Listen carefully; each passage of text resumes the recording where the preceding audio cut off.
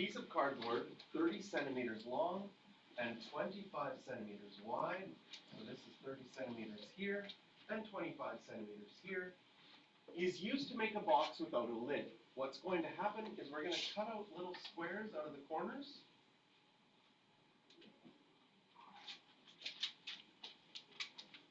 And if you cut out those squares and then fold along these green lines, what you will get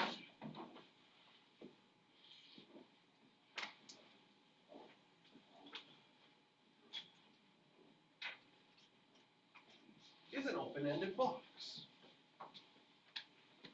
And if you want that box to hold something, you would like that box to have as big a volume as possible. The problem is that the bigger you make the height, the more cardboard you're cutting out and wasting.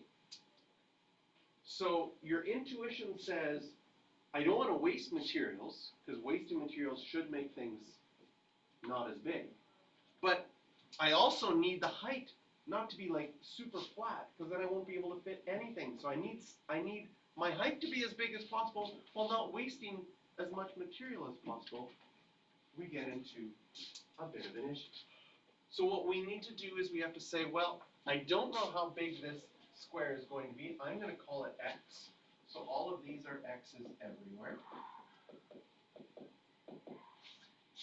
And if I do that, that would make the height of my box equal to X. Now, how much are the sides? The sides aren't 25 and 30 anymore because you cut something out. Does it make sense that this side was 30, but you subtracted 2 x's off of it?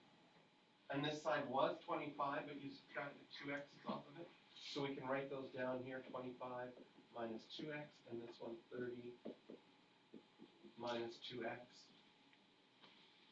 And with that, we can now write a formula for our volume. So a similar kind of question to the luggage one, but our volume will be length times width times height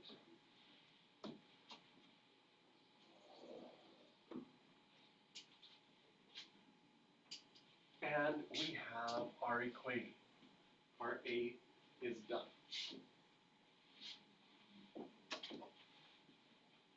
We've written the volume in terms of x. Part B says we want to graph this, and to graph this we need to know our end behavior. In other words, we need to know what kind of equation this would be. We look at all of the x's. In this bracket we have a minus 2x. In this one we have a minus 2x, and this one we have an x. If you multiplied all of those together, you would get 4x cubed. That 4, it's an odd function, so it's going to act like a line with a positive leading coefficient. So there is our end behavior.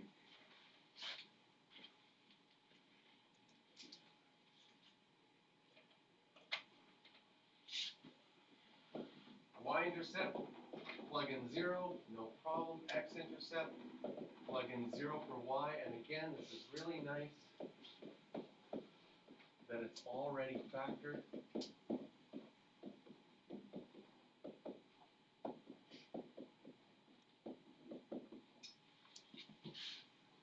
So we get 12.5, 0, 15, 0, and 0, 0 as our x-intercepts. So using our skills from yesterday, we can graph a sketch of this. And then today we're going to use our graphing calculator skills. 5, 10, 15, 20. 0, 0, 12.5, 0, 15, 0. My end behavior says down here, then up here. Each of them has a multiplicity of 1.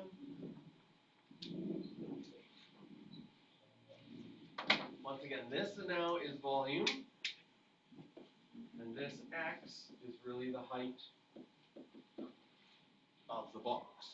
So in a real life question, it's good to label what things mean.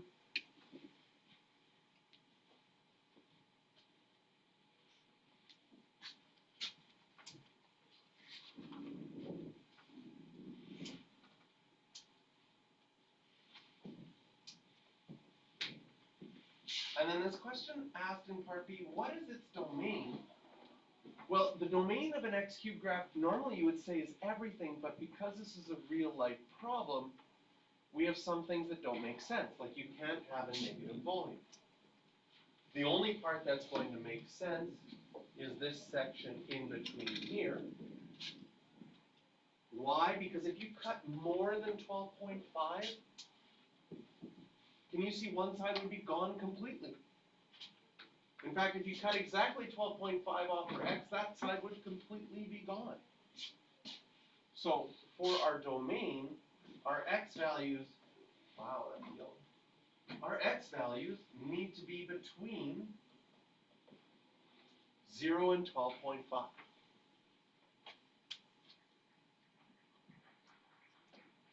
And now we're trying to find this maximum.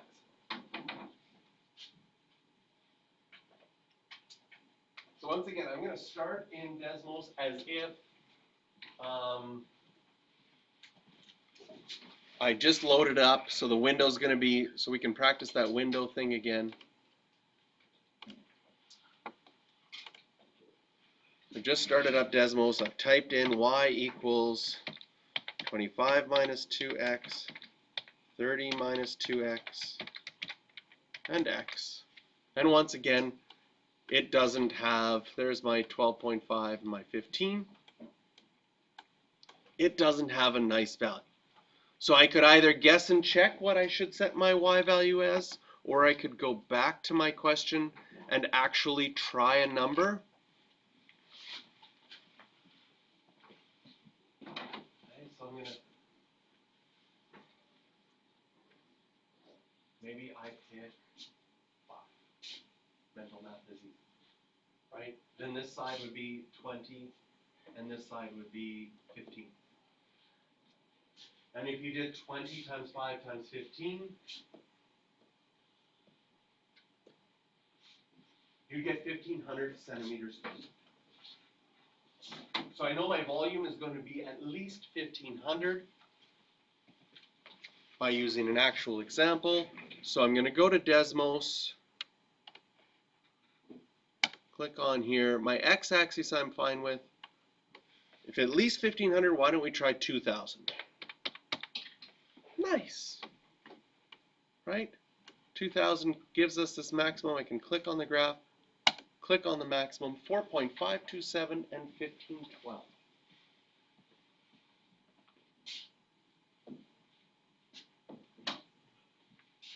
Label that on my.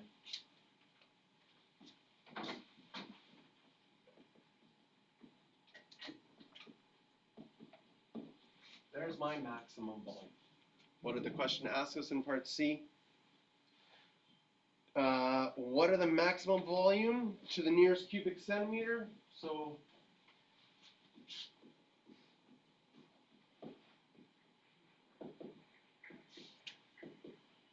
we're going to be on a test, be checking that you've also included your units and you've rounded correctly to how they've asked.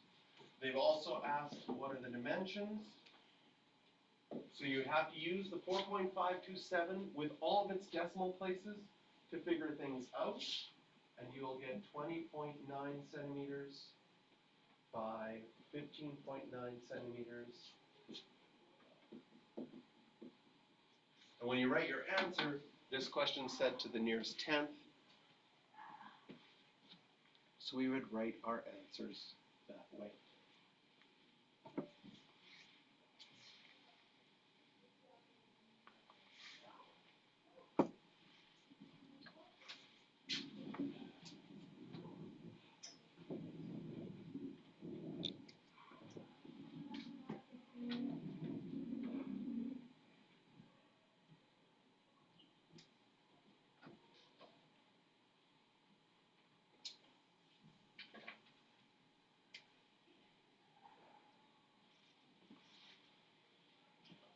questions for practice on this one are 3, 4, 5, 6, 9, and 10.